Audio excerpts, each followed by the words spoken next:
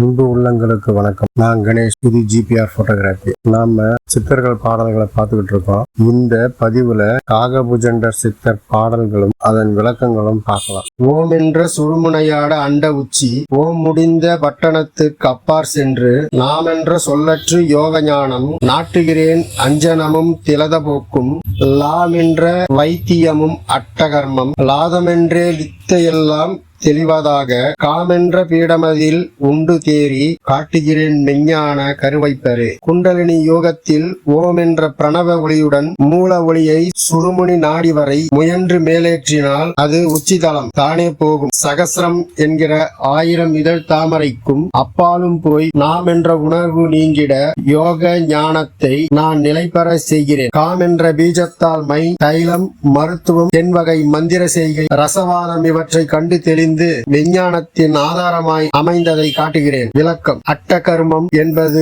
ஆகர்ஷணம், உச்சாடானம், தம்பனம், வேதனம், மாரணம், மோகனம், வசியம், வித்து, வேடனம் ஆகிய எண் வித்தை மை தயாரித்தல் முதல் ரசவாதம் வரை அநேக சித்திகள் கைவரப் பெற்றாலும் யோகி அவற்றிலேயே மயங்கி நின்று விடுவதில்லை. ஞான ஆகாயத்தை எட்டுவதே அவனுடைய குறிக்கோள். நாம மீண்டும் அடுத்த பதிவுல சந்திப்போம். நன்றி, வணக்கம்.